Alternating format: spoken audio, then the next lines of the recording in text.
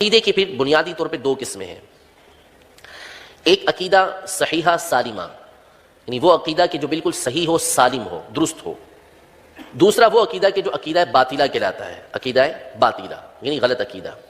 پھر وہ عقیدہ کہ جو عقیدہ صحیح ہے، عقیدہ صحیح ہے، سالمہ ہے، اس کی دو قسمیں ہیں. عقیدہ صحیحہ سالمہ یعنی بالکل صحیح عقیدہ، درست عقیدہ، اس کی دو قسمیں ہیں. ایک وہ عقیدہ کہ جس پر بندے کے مسلمان ہونے کا دار و مدار ہے.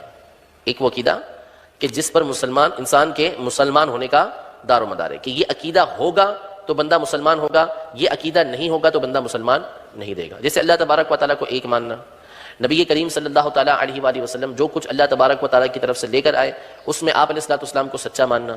ٹھیک ہے، یہ کیا ہے؟ وہ باتیں ہیں کہ جن کو ماننے کی بنیاد پر بندہ مسلمان رہتا ہے، اور ان باتوں میں سے کسی بھی بات کا اگر وہ انکار کر دیتا ہے تو وہ دائرہ اسلام سے خارج ہو جاتا ہے. تو عقیدہ وہ عقیدہ کہ جو صحیح ہو، سالم ہو، درست ہو، اس کی پہلی قسم یہ ہے کہ جس پر بندے کے مسلمان ہونے کا دار و مدار ہو، جس پر انسان کے مسلمان ہونے کا دار و مدار ہو. اور دوسری قسم کہ جس پر بندے کے سنی ہونے کا دار و مدار ہے، بندے کے سنی ہونے کا دار و مدار ہے، اہل سنت سے ہونے کا دار و مدار ہے، کہ اگر یہ باتیں مانے گا تو اس صورت میں وہ اہل سنت سے رہے گا، ورنہ وہ اہل سنت سے خارج قرار پائے گا. اس کی بھی بہت ساری قسمیں ہیں، بہت ساری صورتیں بنتی ہیں.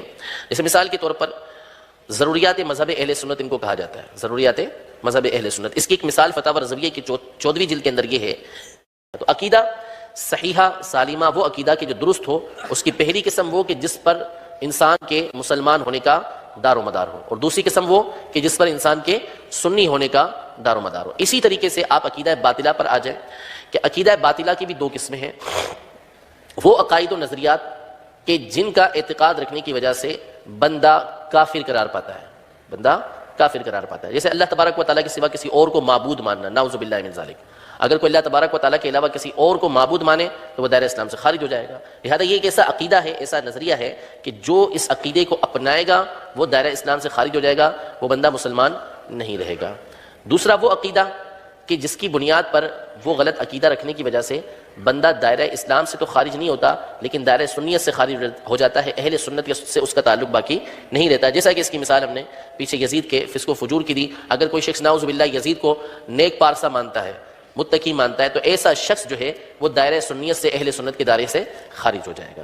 یہ عقیدے کی قسم تھی، دو قسمیں تھیں، اور دو قسموں کی مزید دو قسمیں بنی، تو یوں عقیدے کی چار قسمیں بنیں گی. پہلا وہ عقیدہ صحیح عقیدہ کہ جس پر انسان کے مسلمان ہونے کا دار و مدار ہے. دوسرا وہ کہ جو عقیدہ بندہ رکھے تو وہ سنی رہے گا.